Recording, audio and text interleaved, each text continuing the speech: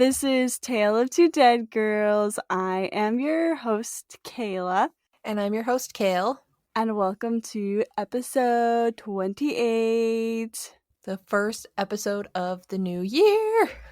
Yes, of 2021. This is actually our second year of Tale of Two Dead Girls. I think actually, wait, did I start this in February or January? It might have been February. Yeah, I think it was February of 2019. Okay, well, almost 2 years. Actually, I just looked. Episode 1 is January 28th. So it's almost the 2-year anniversary. Yes! Wow, and we're only on our 28th episode. We have a lot in between. We have a lot of morbid minis. Like we have, what, 16? The last one we did was yeah. 16. And then also those Halloween shorts, those little Halloween spooky stories to listen to in the dark story things Right. that we have. Yeah. Well, we're still here. It's been an exciting year. I mean, I don't know, a lot of you probably didn't see our Instagram post, but for 2020, we had a total of 23 new episodes. We had overall 12,699 listens. And Wow. that to me is just fucking incredible. Like the fact that many people listen to our podcast is just, it makes me really happy. Thank you, even though we're not consistent. Yeah, well, we're trying to be better this year. So stick around because we're not going anywhere. We're still here. All right, guys. So I guess we should just jump right into it. We have kind of a long one for you today. So if you're ready to binge, then this is your podcast. So the story that I'm doing today is Anneliese Michel or Anneliese Mitchell. I'm going to say Michelle because that's how I heard it pronounced the most. Or also I heard it pronounced Michel, but I don't know. She was German, so whoever's German, if you know how to pronounce this, then sorry. This is the story that the Exorcism of Emily Rose was based off of. So if you've seen that movie, this is the Oh my god. real story behind that movie. Oh Which no.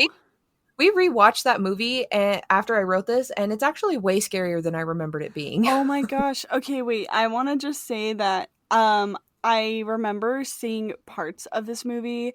I don't remember when, but I do remember the first time I was at my aunt's house who was watching it, and I just remember being absolutely terrified, and I wanted to like go into my cousin's room because they were playing Light as a Feather, Stiff as a Board, Oh and god. I wanted to play with them because like they were into like Ouija boards and like doing all this crazy shit, and I was like, yes, I want to do that too, but I was scared of the Exorcist movie, and they didn't let me play because I was so little.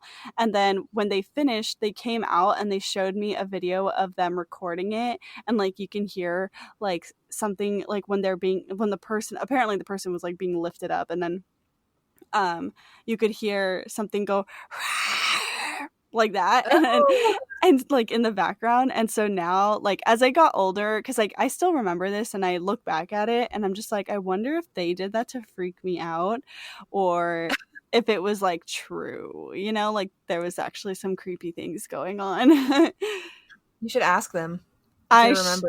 They probably won't remember. I actually don't really talk to them.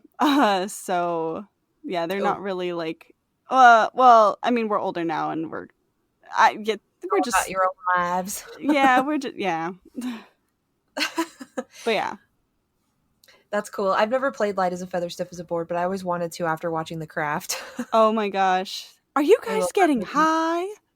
Yeah. Kind of. So funny.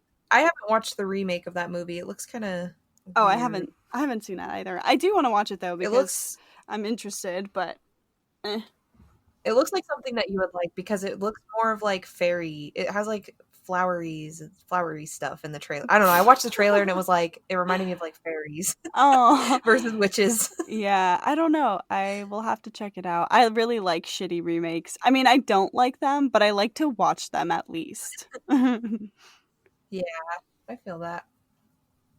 All right. Well, Anneliese Michel was born on September 21st, 1952. Her parents were Anna and Joseph. That's and my mom's birthday. Oh, really? Oh my god, sorry. Wait, the same day? The Yeah, same day? September 21st. Not the same year, though, thank God. Oh, I was like, the same year? No. She's gonna be haunted. No. They were devout Catholics from Germany, and Joseph and Anna had 5 daughters. Both Anna and Joseph came from a strictly, whoa, God, strictly. I was going to say strict and Catholic at the same time. They came from strict Catholic families, and Joseph fought in World War II. When the war was over, he took over the family sawmill business. Joseph was a loving father, but he did have that cold, vacant stare that a lot of veterans have. He had also actually been a prisoner of war when he served in the military. And it's been reported that Anna was a very, very strict parent and she controlled almost every single aspect of her girls' lives. Anneliese was described as an excellent student and she excelled in her studies. She was also talented. She liked singing and playing the piano and other instruments. She was a sweet girl by all accounts. The family went to church every single Sunday and prayed together in the morning and in the evening. One day when Anneliese was 16, she had her first seizure. She was in school and she just completely blacked out while she was with her friends, and they described her as being in a trance like state. Once she came to, she quickly laughed it off and basically said that she was just really tired. But around midnight the same night, Anneliese said that she woke up in bed, but she wasn't able to move. She said that it felt like somebody was pinning her down and she couldn't speak, breathe, or cry out. Some people think that these are the first signs of her being possessed, but as I know and you know and our listeners know, it sounds more like she was experiencing sleep paralysis Yeah. because that's exactly what it's like. Sleep paralysis. Annalise didn't seem to have any other issues, and she slowly started to forget about the seizure and the sleep paralysis, and life went back to normal for almost a year. When she was 17, she had another seizure that was identical to the first one, and then that same following night, she had sleep paralysis again. Since this was the second time that this happened to her, her family decided to take her to the family doctor, who then referred her to Dr. Luthi, who was a neurologist. He ran a few tests on her brainwaves and they all came back as normal, and Dr. Luthi couldn't determine anything wrong physically or psychologically. After this, her health rapidly went downhill. She got tonsillitis, pleurisy, and pneumonia. And because of her illnesses, she was forced to miss a lot of school. Um, on February 28th, 1970, it got to a point where she was admitted into a hospital. And the doctors realized at that point that she was starting to suffer from heart and blood circulation problems. While she was in the hospital, she suffered from sleep paralysis for the third time, except this time she was able to scream loudly after it happened. And the nurses ran to her aid, but they couldn't find anything wrong with her. During this time, Anneliese really relied on praying, and it's pretty much the only thing that got her through this difficult time. She was very religious, and she always had her rosary on her, and once when she was praying over her rosary in the hospital, she described smelling a sweet odor and having a wave of euphoria come over her. I'm And she really said that, huh? I'm just gonna say that I'm really scared to hear this Oh, story. it's scary. I am terrified already. So she was convinced that the Virgin Mary was there to help her when she smelled that odor and everything. During her stay, she was analyzed by another doctor who decided to put her on medication to help patients that were suffering from epilepsy. And several weeks after starting the medication, Annalise said that she started to see demonic faces during her prayer. Mm, mm-mm, She mm-mm. then slowly started seeing demonic faces regularly, not just while she was praying. Since this started happening after she was put on the medication, the doctors said that she was just experiencing hallucinations. And despite this, her physical health had improved enough for her to be released from the hospital on August 29th, 1970. Mm. So, when she returned home, her parents and her sisters immediately noticed a change in Annalise. They said that she would have frequent outbursts of anger and she was irritable and withdrawn. She started experiencing seizures again, and she would freeze up in contorted positions with angry or evil Ew. looks on her face. Oh God. I Oh. know, dude. This part in the movie too, like when she's all fucking, Stop. Nope. Stop. she's like contorted, and Mm-mm. her boyfriend looks over and sees her on the floor, and he's like, "What the fuck?" It's so I scary. don't like this one. I know, and it makes me sad because, like, I mean, like, people that do have seizures, like, this happens to them, so no Yeah. offense to anybody that has this, but I think she was really, like, possessed. Yeah. Um, but she was still seeing demonic faces, and soon she started saying that she would smell foul odors that smelled to her like burning feces.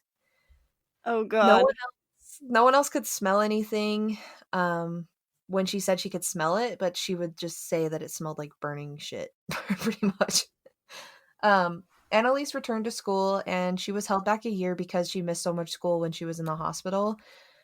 She became really depressed, and her family decided to take her back to the hospital and get her on a different medication.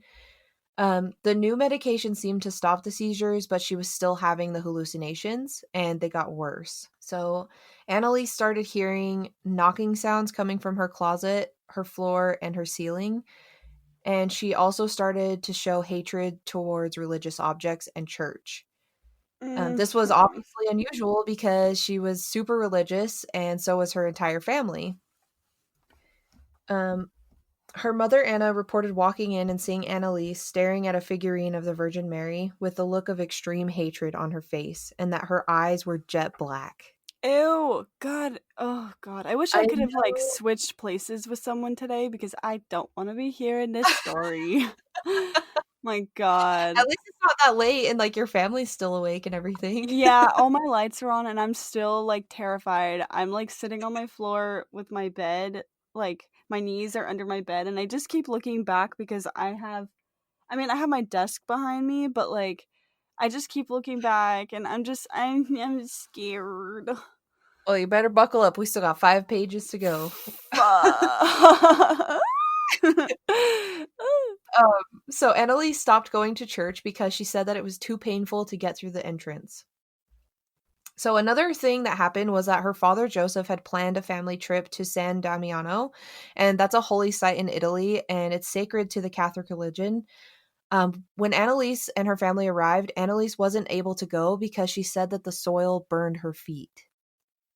Oh Like, she god. got out of the car and the soil burnt her feet, and then her That's father weird. purchased her a holy medal, and she said she couldn't wear it because when she did, it pressed against her chest so heavily that she couldn't breathe. Oh my gosh. Ah. What? What? Ew. That's so scary. Ew. Annalise was able to graduate high school, and she actually started going to college in 1973, and she wanted to become a teacher. She struggled with school, and she couldn't focus most days and didn't even want to get out of bed to attend her classes. Since her first round of staying in the hospital, Annalise suffered from depression pretty badly, and it was just getting worse at this point. Annalise started to contemplate suicide because of the pain that she was going through. And Oh. she was still seeing demonic faces and experiencing horrible smells. She decided to go see Dr. Luthi again and said to him that she felt like the devil was inside her. So, No. yeah.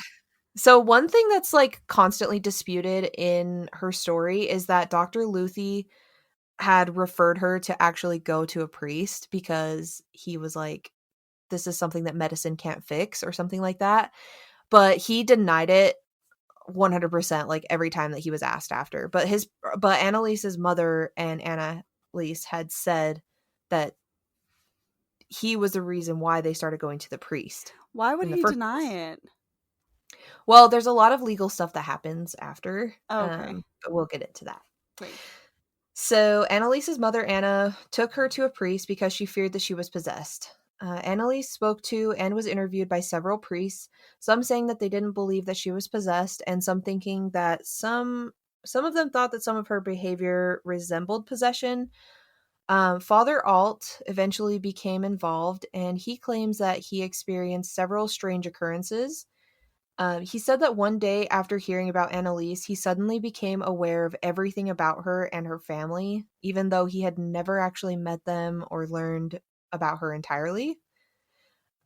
He also said that he began to smell the foul smells that Annalise described and that he heard knocking in his room at night. Oh And this was like hell before he no. actually met her, he just heard about her. Wait, who was it? The priest? Father Alt. Oh god. That's terrifying. I know.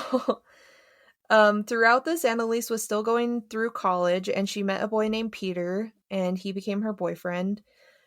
Anneliese told Peter that she couldn't that he should move on from her because she was so depressed she felt like committing suicide and felt that she could never be what he needed or deserved. But he supported her through all of her struggles, and he was determined to help her get better. Peter suggested that she go to a psychiatrist, and the psychiatrist referred her to yet another neurologist. And the new neurologist put her on a different medication. And even after the 3 different medications at this point, she was still seeing demonic faces. And so she decided to start having regular meetings with Father Alt. So her behavior got worse after this. Her anger outbursts became violent fits of rage. She started destroying holy objects like crucifixes. She smashed pictures of Jesus and the Virgin Mary. Oh my god. She threw punches at her boyfriend, her siblings, and she tried to bite them and kick them. Oh no. She started to completely develop new personalities. During her violent outbursts, she wouldn't sleep. There were times when she would kneel down on the ground as hard and as fast as she could and stand right back up over and over. I don't like And this. she would do it for hours. Like just literally like getting on her knees and then standing right back up. And there's a Eh, part in the movie that shows that too, and it's so scary. I don't like this. I don't like this. She ran through the house screaming. She started eating flies and she ate spiders and other bugs in the home. She started growling and making horrific loud screams. And at this point, Father Alt was convinced that she was possessed, and he began saying exorcism prayers around her. These aren't full exorcisms; they're just prayers that can basically be like a trial before the full exorcism to see like how they would react, I guess. Interesting. And yeah, so during the prayers, she would growl and she would cry that she was burning, and she would try to knock the book out of his hands, and she would say that there are demons inside of her controlling her. Mm. So spooky. There's a part in the movie too where she's like eating spiders and it's so gross. Ew. On May 15th, 1975, Anneliese's grandma passed away. Anneliese was very close with her, so this was yet another hardship. And at this point, Anneliese was so miserable that she lost her appetite and she stopped eating entirely. She would constantly say that she wasn't mentally ill because she was terrified of being admitted into another hospital or a mental hospital. Father Alt, he was convinced that the only thing that could help her was a full exorcism, and he reached out to Father Renz to help him. Father Renz visited Anneliese, but each time he did, she was perfectly normal and polite. He was not convinced that she was possessed, but the family and Father Alt said that she was constantly angry and upset, and when she wasn't, she was depressed and still talking about demons. So even when she Ooh. wasn't having these like outbursts of rage, she was still depressed and just talking about demons pretty much. Because of the time that Father Alt had spent with her, he was convinced that she was possessed, and he was granted permission to perform a full exorcism on September 24th, 1975. In the room was Father Alt, Father Renz, her boyfriend Peter, her mom and dad, and her sisters. So many people. Yeah, there was a lot of people in there. And there's like recordings of this on YouTube, if you'd like to listen to it, but they're not Nope. in English, obviously. So, I mean, I Oh. know Kayla won't, but some of them, they're not in English. I think there's some videos that translate it, but I'm not really sure. I didn't look into it too much because they're fucking scary to listen to. So, so it began by Father Alt sprinkling holy water on her, and she immediately reacted violently. She screamed, "Put away that shit." She had to be held down because she tried to kick, bite, and punch anyone near her. She was constantly growling, hissing, and screaming. After the exorcism, Anneliese described it as if she were a spectator for the entire ordeal. She said that it was her body and her voice, but she had no control over either of them. She said the demons controlled her. Many more exorcisms were performed after this, and Anneliese became convinced that she was possessed by 6 demons. So there's a Oh, recording of her hell no. saying their names, Nope. and the names are she said that she was possessed by Lucifer, Judas, Nero, Cain, Hitler, and Fleischmann. So Lucifer is technically the only demon. The rest were just evil people. So Judas was a disciple of Jesus and ended up betraying him. Nero was a tyrannical Roman emperor from 1954 to 1968. He was responsible for murdering his own family and had Christians burned alive. Oh fuck, that's Um, hard. Cain is another person from the Bible. He was a son of Adam and Eve who murdered his brother Abel. And Hitler, well, he doesn't really need an explanation because pretty much everyone knows who Hitler is, and he's fucking awful. Fleischmann was a Catholic German priest in the 1500s. He was accused of murder and excommunicated from the church. So this was weird to the priest because he, I mean, all of those people could be explained because she was super religious, you know? The only one that was like weird to them was Fleischmann because he was a German priest in the 1500s, and because he was excommunicated from the church, there was nothing that really was like public about him or like anything in the church or the Bibles or anything like that. So they thought that that was kind of weird that she knew who that was because it's like a random person.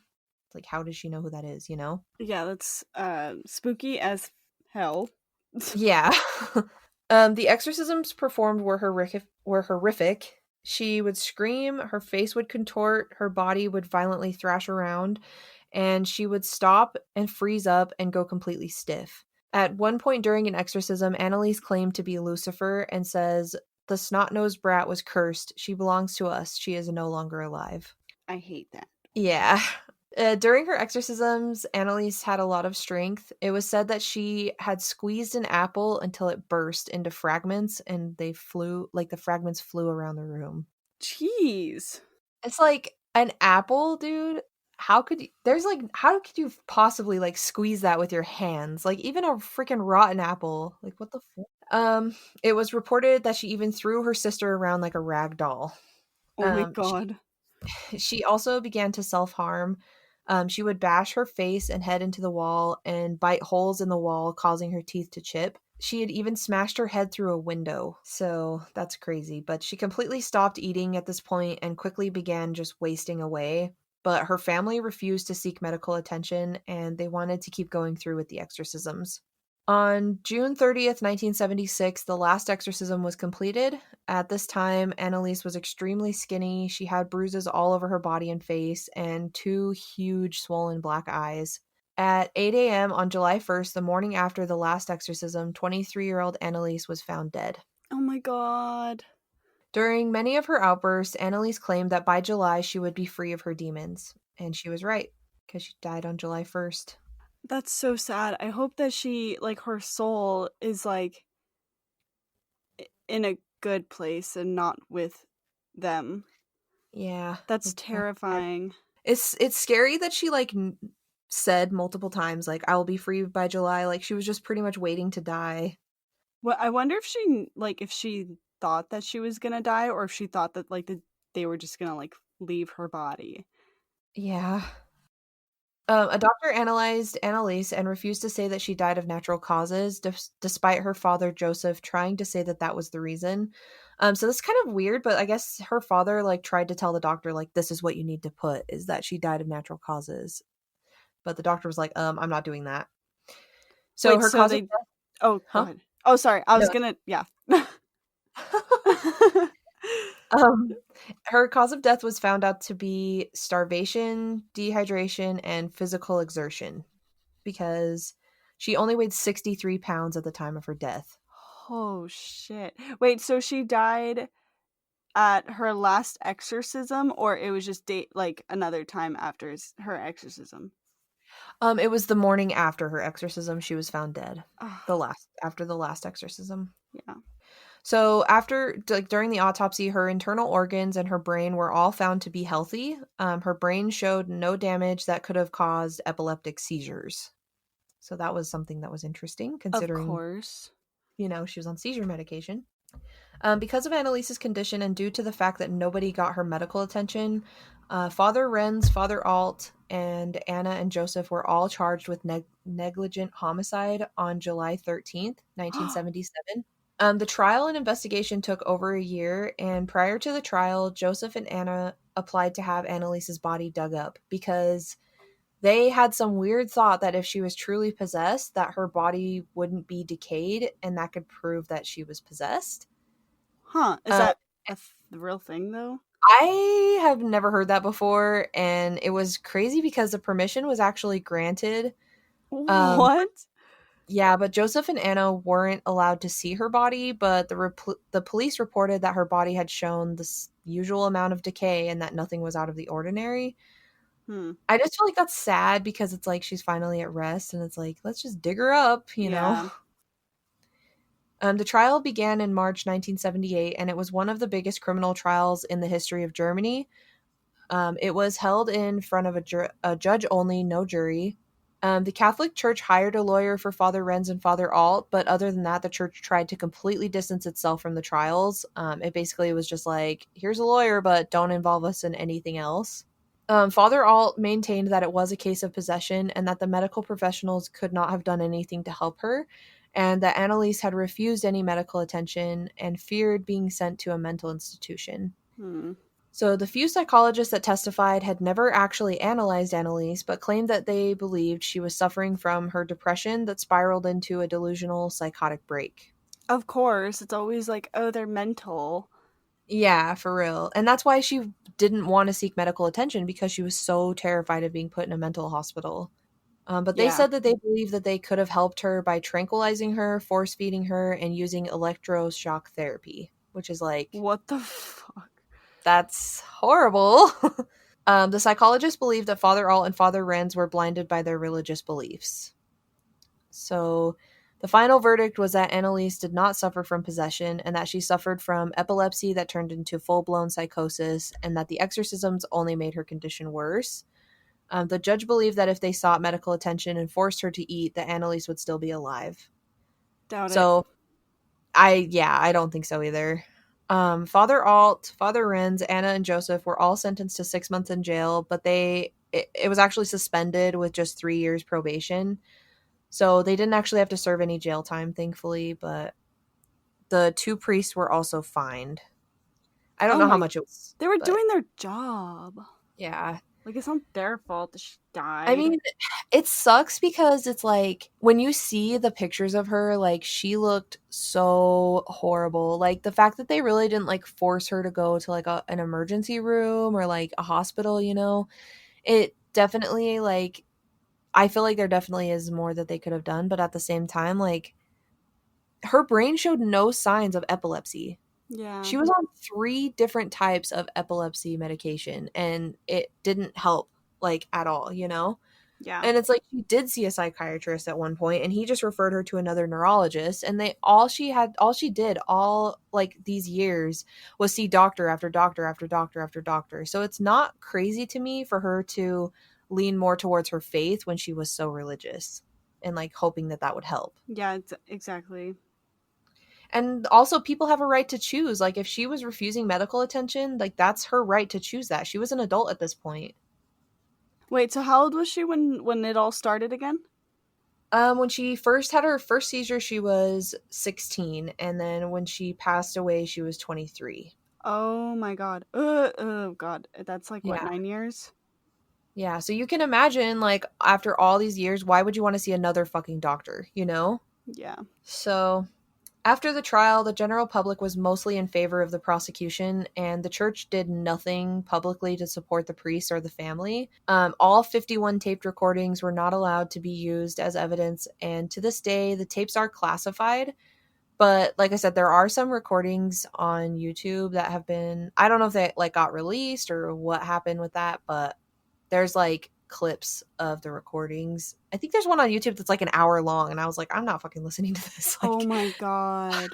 I only listened to like a few minutes of them just to see what they were like. And there's another podcast called Case File that had like a snippet of it too, but um so the 51 tape recordings were not allowed to be used as evidence, and they were classified. And the other thing that was kind of weird is that during the exorcisms, because like a lot of times in exorcisms, like people are like, she doesn't know this language, or they don't know this Oh, language. yeah.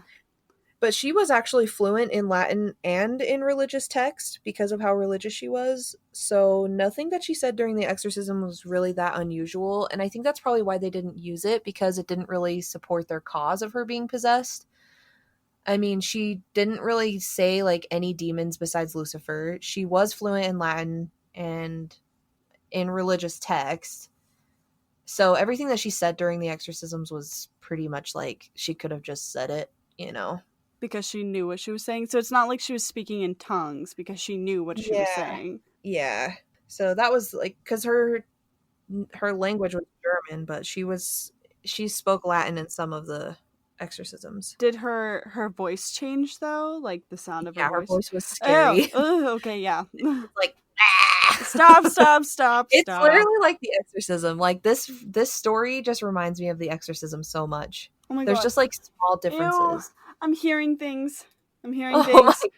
I'm hearing things. I'm I love scared. that we do this podcast, but you're like so scared. Yeah. Oh my god, Kayla, are you there?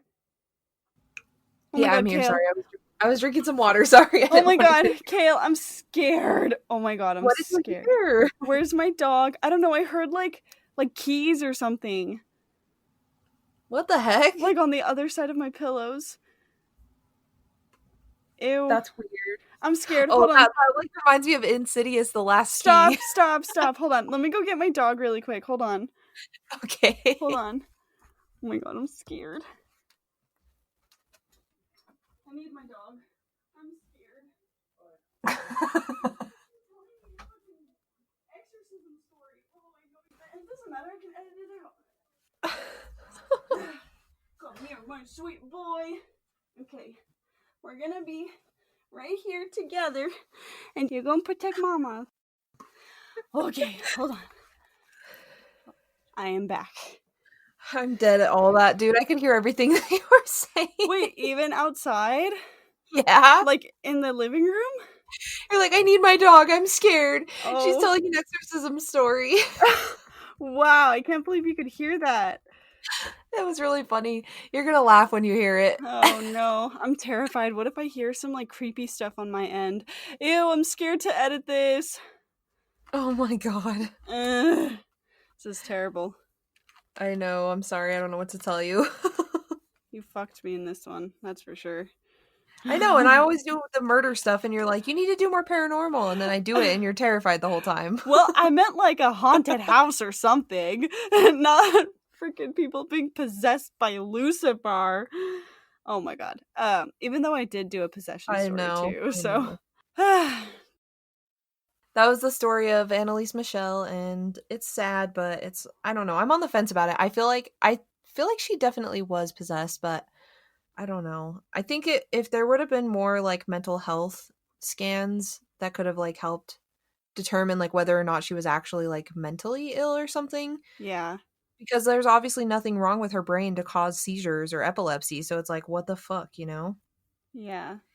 But I don't know. It's sad.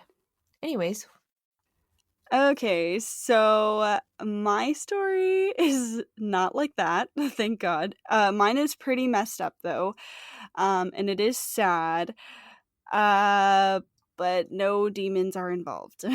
Okay, so this is the murder suicide of Zach Bowen and Addie Hall. I have never heard of this, so I'm excited.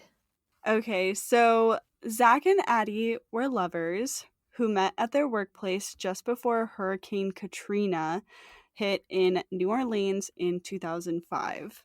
Zach Bowen died at the age of 28. He was known as a charmer. He moved to NOLA in the 90s and enlisted in the army in May of 2000 and fought in Iraq and Kosovo. He returned and was absolutely traumatized from all that he had seen and experienced, as most military people that go to war or, whatever. One experience in particular that was said to have really messed him up was when a girl he had befriended in Iraq was killed along with her whole family when her family's shop was bombed.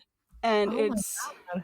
been said that sometimes he would wake up screaming. Addie Hall died at the age of 30. She was a free spirited and artistic person who taught dance classes and wrote poetry.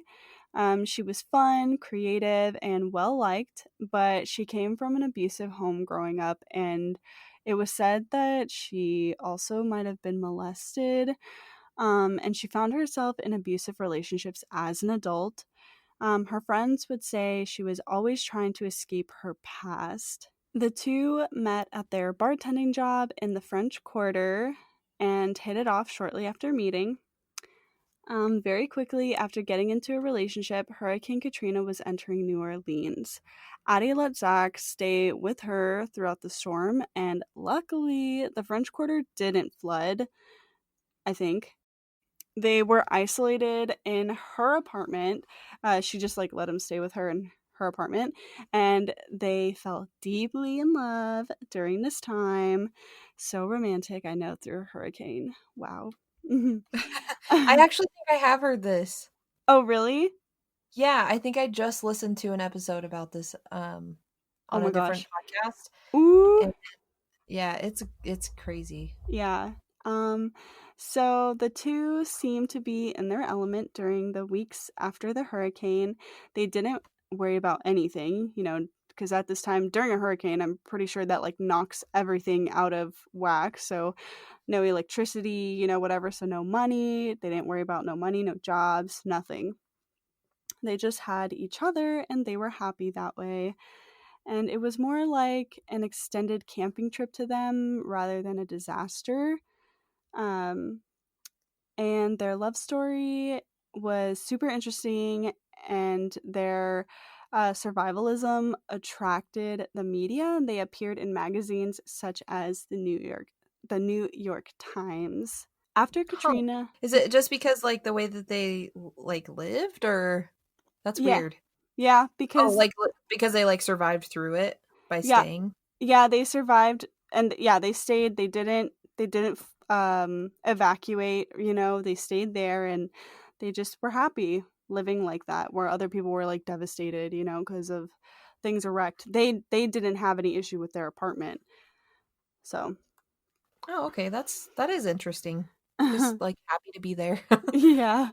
So after Katrina, eventually they had to return back to real life, which put a lot of strain on them too, because after going from not having to worry about anything and then having to go back to real life kind of sucks, especially for the people that they were, you know. Um, so both Zach and Addie were heavily into drinking and also started doing cocaine. Addie was said to be a mean drunk, and the couple began going downhill in their lives and in their relationship. They'd argue constantly, get into violent fights, and Zach's friends said that he would often complain about Addie. Addie was bipolar and often couldn't control her emotions. She was also out of her medication, I think after the hurricane, or like when they had to get back into work, normal life. Um, and so, yeah, she couldn't control her emotions. Zach, having PTSD from being in the military, always had him on edge. They ended up breaking up, but then got back together and decided to get an apartment together in hopes that would save their relationship. So they thought they could just like start over, but it didn't save their relationship. They continued to fight and yell at each other, and Zach started cheating on Addie. After some time, on October 4th of 2006, Addie had enough of everything going on between him, and I think she had just found out that he was cheating on her. And so she went to her landlord or to take Zach off of the lease so she could kick him out. But I read that the landlord wouldn't comply and just told her to like work it out with him. Oh, damn. Yeah, and so when she told him that she was taking him off the lease, he got like real pissed. Um and he had told friends how he had to quote get rid of her. And after another horrible fight at their apartment, both Zach and Addie didn't show up to work the next day. A while later, Zach didn't show up at the bar and a grocery store he had worked at, but would disappear for short periods of time after that. Addie, however, was nowhere to be found. Her friends and coworkers would ask Zach about her, and he told them that she left him and went back to North Carolina, which is where she is from. Some of her friends and coworkers were surprised because they knew how much she loved New Orleans and couldn't see her leaving, but then others knew that she was, free spirited and not free spirited, but she was just like well, yeah, she was free spirited, but like she She was was like unhappy too well, with she Zach. was just unpredictable. Like she would just be known to like do random things whenever. Oh, And okay. she had a tendency to like run away from her problems and like bad situations.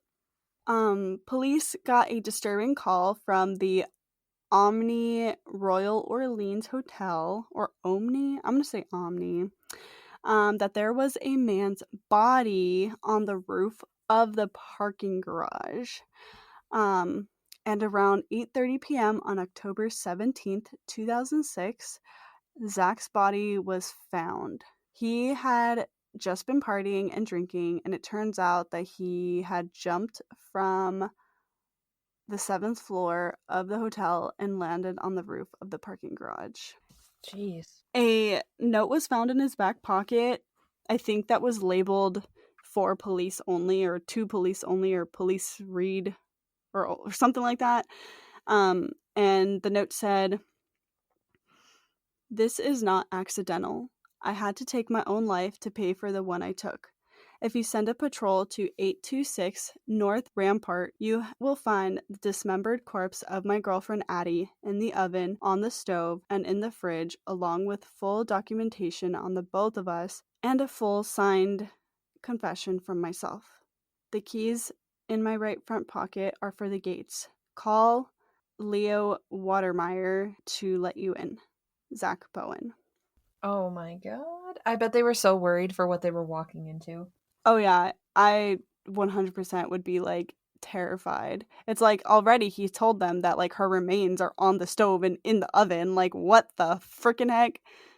So the cops rushed to Addie's and Zach's apartment, which was above a voodoo spiritual temple, and found that the air conditioner was set to 60 and messages were sprayed in silver spray paint on the walls by Zach that included his wife's phone number and said, "I love her and I'm a failure." Oh yeah, he got married while he was in the army, and I think he had like two kids. And then he either divorced her before he met Addie, or he left them for Addie. But he was Oh married shit. prior to meeting Addie. Dang. There was this one message on the wall that directed them to the stove. On the stove was a pot with a human head inside that was burned beyond recognition. In another pot were hands and feet, and inside the oven in a large roasting pan were arms and legs that were also burnt. Each pot with body parts were seasoned, and on the counter next to the stove were potatoes and carrots that had been chopped. Seasoned? Yeah, he Whoa, was. so he was gonna eat her? That was his plan. Yeah. Inside the fridge was a large black plastic trash bag that had her torso in it. And he was planning to eat her remains, but the autopsy reports showed that he didn't actually consume any of her body parts. Ugh. Maybe it's because he was like on drugs and stuff, so he was like, ah, I'm gonna do this. And then he was like sober and was like, I'm not gonna fucking do that. I'm horrible, and then killed himself. Maybe. Unless Anyways, he ate some and then passed it before he died. ew. He Yeah. poops out her eyeballs. Ew. I don't know. Kayla. Sorry, I'm sorry, I'm sorry. Okay. It's like two Um meatballs. Anyways, so police found Addie's journal with entries and an 8-page confession letter Zach wrote in detail about what happened. I don't have the 8 pages, but here are some of the entries that were found. So this one, quote, "Today is Monday, 16th October, 2 a.m. I killed her at 1 a.m. Thursday, October 5th. I very calmly strangled her. It was very quick." He explains that after killing her, he sexually violated her corpse several times before passing out next to it. When he got back from work the next day, he moved her corpse to the bathtub where he dismembered it using a hacksaw and a knife. It took him 4 days to figure out what he was going to do with the remains of her body, and he decided to cook it to separate the meat from the bone. Nope, But don't like that. Don't like that. but during the days he didn't know what he was going to do with her body, he went on with his normal life, meeting up with his friends and talked about going on vacation. His friends said he seemed to be in a good mood. In his confession letter, he stated that he wanted to enjoy his last days on Earth to the fullest, indulging in, quote, good food, good drugs, good strippers. He also wrote in the journal, quote, halfway through the task, I stopped and thought about what I was doing. The decision to halt the first idea and move to plan B, the crime scene you are now in, that's creepy that he wrote that. Oh my god. Came after a while. I scared myself not only by the action of calmly strangling the woman I've loved for 1.5 years, but my entire lack of remorse. I've known forever how horrible a person I am. Ask anyone. The security cameras at the hotel captured Zach approaching the terrace and looking over it multiple times. He then took one last drink and threw himself to his death. And they later found, like when they were looking at his body, that he had burn marks, like cigarette burn marks. And it turns out that he had burned himself with a cigarette for every year of his life as a punishment for his failures. Jeez. So like once a year he would burn himself, or like he burned himself that many times, like in one sitting? I think he burned himself that many times in one Oh, sitting. jeez.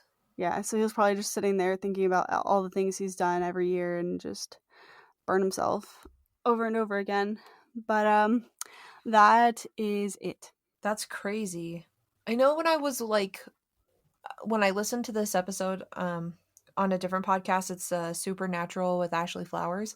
Mm. She was talking about how like some people thought that it was like it may have been like possession, but Yeah, so there was with like no actual like evidence of that pretty much. yeah, so with that, it's because the apartment that they were living in was above a voodoo shop or like voodoo temple or something, and I think Because like I New Orleans is like super yeah, like well known. mysterious and voodoo Yeah. and stuff. Yeah, I don't think that was true though. Like I think they were just trying to make it something more crazier than it actually was.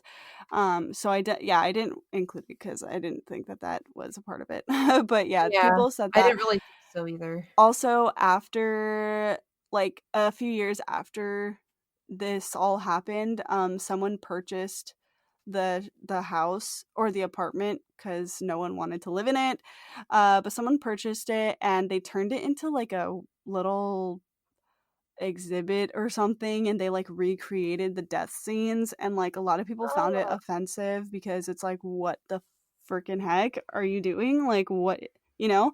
But other Yeah, to just people like I hate when people do stuff like that and they just like try to monetize it. and just yeah, just like get money from it. It's like this, like you shouldn't, I don't know, but some people like weren't that opposed to it. They were just like, yeah, like just show how shitty things were, like the reality of it. But then, like just to try to get money off of it wasn't cool, you know? So, No, definitely not. but you can, I think you can go there and like walk through, like they have like little ghost thingies, and in the shop down below, like people say like, oh, like we hear things, and you know, they think like the spirits of Addie and Zach are there, or at least just Addie or somebody, you know.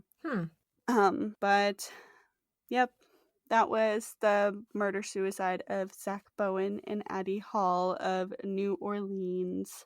It's pretty sad actually. I feel like this is like one thing that is probably one of my biggest nightmares besides having kids that will end up murdering me in my sleep. Or being Um possessed. or being possessed. We're not talking about that. But yeah, like it's just my other crazy fear is that my partner will murder me, Yeah. and because there's just so many stories of people being so in love and like they just end up like killing the person because they were so in love that they didn't want them to be with anyone else, or they wanted to them to go away together, and so they kill each other, or one kills one person then the other one kills himself. Like, I don't know, it's just scary. Yeah, definitely. People are scary, so I hope I do not get murdered by my significant other. We'll just say that. It is kind of funny to think about though, like my boyfriend could easily just kill me because like Funny? we just What the sleep in the bed together. hell no, that is not Not funny. funny, but you know what I mean. Like it's something you never think about. Like Yeah.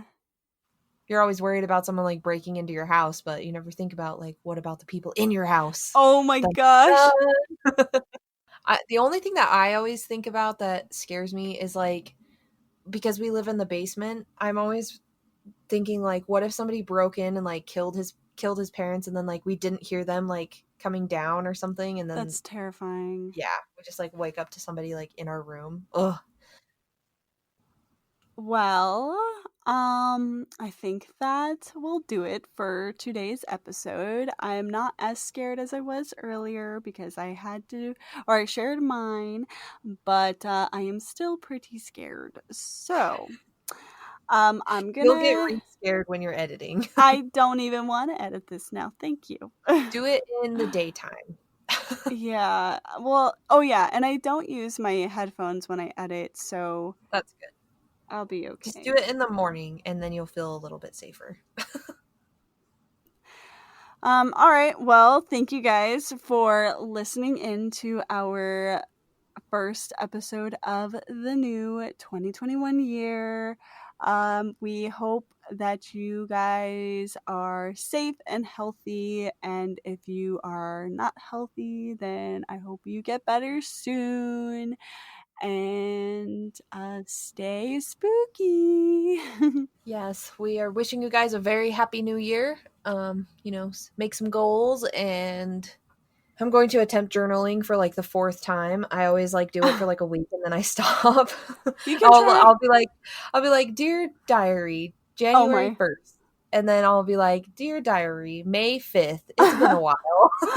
And then just the same thing, and then like 2 years later I'm like, oh shoot, I forgot to write. Yeah, every journal I have has like maybe 10 pages filled out. Oh my goodness. But I actually bought a planner and I wanted like because for my workouts and everything, like I want to keep better track of it and everything. So Yeah. it'll be fun. But anyways, yeah, wishing you guys a very happy new year. And don't forget to subscribe to us on your favorite podcast website or Apple, Spotify, whatever you use. Leave a review, subscribe. We love it. We love to see Yes. that. If you have any stories that have happened whenever, please go ahead and email them to us at taleoftwodeadgirls@gmail.com, so we can share it in a morbid mini episode. We love our listener episodes. Those are so fun. Yeah. And if you have any pictures of ghosts, send those to us too. Oh yeah. Maybe not to Kayla. Maybe just to me. No, Well, just no, kidding. ghosts are okay. I can do ghosts, but if you got pictures of someone like possessed, please don't send that. If you want to Send send it. that, Send it. why don't you like DM Kayle on Instagram separately by herself so I don't Yeah. have to read the email? Or if you guys have like scary videos, like I love these like I love but also hate the nanny cam ones where like the baby is doing some weird shit. Oh Oh, or like you see like the blankets being pulled off. Oh my yes. Oh my goodness. god. No, that's so scary. Yeah. Anyways, send us your stuff. We love it. All right, guys. Well, we will catch you in our next episode and we will meet you 6 feet under.